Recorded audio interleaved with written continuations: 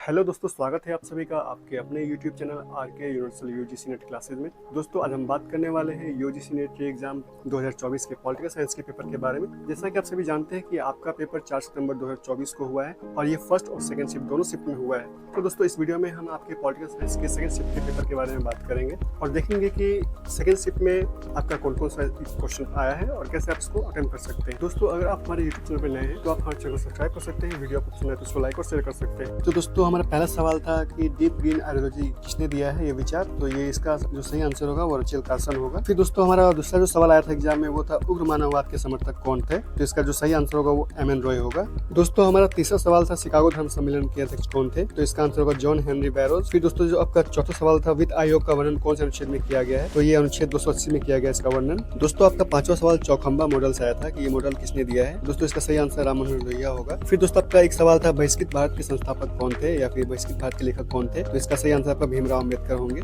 दोस्तों सातवां सवाल जो आया था आपका कि मुख्य नायक किसकी रचना है, तो इसका जो सही आंसर होगा आपका भीमराव अम्बेडकर जी होंगे। फिर दोस्तों आपका एक सवाल था मौलिक कर्तव्य से जुड़ा सवाल था जिसमें आपको सही ऑप्शन टिक करना था। दोस्तों आपका नवा सवाल ग्राम सभा से आया था कि इसका वर्णन कौन से अनुच्छेद में किया गया है, तो इसका सही आंसर आपका होगा आर्टिकल 40 में इसका वर्णन किया गया है। फिर दोस्तों आपका एक सवाल आया था ग्राम पंचायत से, ऑप्शन वाला आपको इसमें टिक करना था सही कौन सा आंसर सही है। दोस्तों आपका 11वां सवाल फ्रेडरिक्स के मॉडल से आया था। फिर आपके मोस्का अल्पतंत्र का स्टेटमेंट वाला सवाल आया था। फिर जो आपका 13वां सवाल था वो जॉन लॉक के स्टेटमेंट टाइप वाला सवाल था जो समान इच्छा पर दिया गया था, पैटर्न करना था। दोस्तों आपका एक सवाल आया था राष्ट्रीय मानव अधिकार आयोग, राष्ट्रीय अल्पसंख्यक आयोग, राष्ट्रीय अनुसूचित जनजाति आयोग और महिला आयोग, इन सभी का उनके स्थापना दिवस के अनुसार आपको मिलाना था कि कौन कब आया है और इसके अनुसार आपको मैचिंग करना था। फिर दोस्तों आपका एक सवाल था राष्ट्रपति के कार्यकाल के अनुसार, कुछ राष्ट्रपति दिए हुए थे और उनके कार्यकाल के अनुसार उनका डेट मैच करना था कि कौन पहले आया कौन बाद में आया।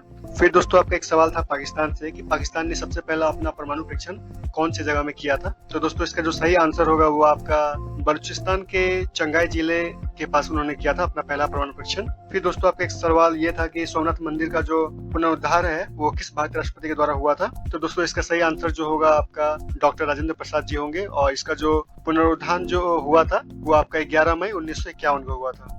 फिर दोस्तों आपका एक सवाल था 4 राज्य दिए गए थे और उनपे कब कब राष्ट्रपति शासन लगा है, इसका मैचिंग करने वाला एक सवाल आया था आपका। फिर आपका लोकसभा में महिलाओं को जो सीटें दी गई हैं उनसे संबंधित एक सवाल था और उनसे मैच करना था कि किस समय में सबसे अधिक और सबसे कम जो महिला को सीट दी गई है उसके बारे में आपको सवाल था।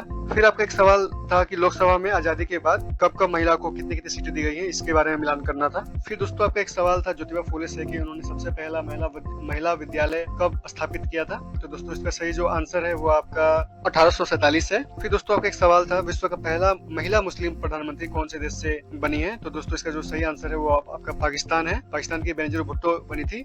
फिर दोस्तों आपका 4 देश दिए गए थे और उनके संसद के बारे में मिलाना था जिसमें आपका संयुक्त राज्य अमेरिका, ब्रिटेन, इजराइल और पाकिस्तान था, इनका संसद दिया गया था और इनको मैचिंग करना था कि किस देश का कौन सा संसद है। फिर दोस्तों आपका यूएन महासचिव के कार्यकाल से संबंधित भी सवाल आया था कि कौन सा यूएन महासचिव कब वहाँ का महासचिव बना और उसका मिलान करना था आपको।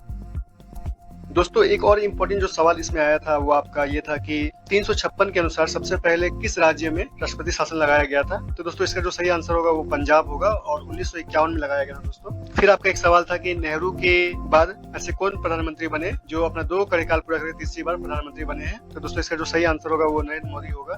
फिर दोस्तों आपका अटल बिहारी वाजपेयी से सवाल आया था उनके लाहौर दौरा को लेके, स्टेटमेंट टाइप क्वेश्चन था दोस्तों। फिर दोस्तों आपका एक सवाल था कि लोकसभा के जितने अध्यक्ष हैं उनमें से कुछ का नाम दिया गया था और उनको क्रमबद्ध तरीके से मिलान करना था कि कौन पहले आया कौन बाद में आया। फिर दोस्तों आपका अमेरिका की डेमोक्रेटिक पार्टी के स्थापना से संबंधित एक सवाल आया था कि उनका मैचिंग करना था कौन से डेमोक्रेटिक पार्टी का स्थापना कौन से ईयर में हुआ है, इसका मैचिंग आया था आपको। इसके बाद दोस्तों आपका ये एक सवाल था कि भारत में प्लानिंग सिस्टम जो है वो किस देश से लिया गया है, ये स्टेटमेंट टाइप क्वेश्चन था जो आपको ट्रू या फॉल्स में टिक करना था। फिर दोस्तों आपका एक सवाल आया था कि विश्व भारती की स्थापना स्वामी विवेकानंद जी ने कब करी थी, तो दोस्तों इसका जो सही आंसर होगा आपका वो आपका 23 दिसंबर 1921 होगा।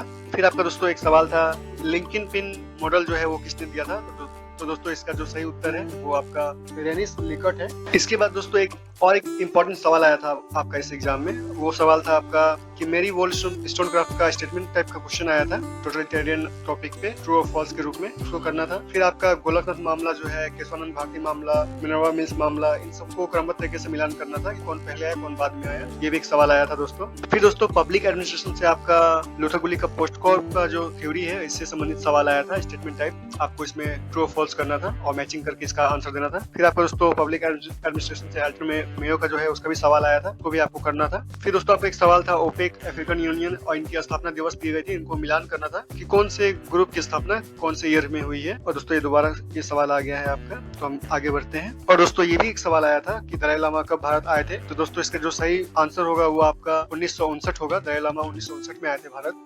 तो दोस्तों मिलते हैं आपसे एक नए वीडियो में एक नए अपडेट के साथ। तब तक के लिए जय हिंद, जय भारत।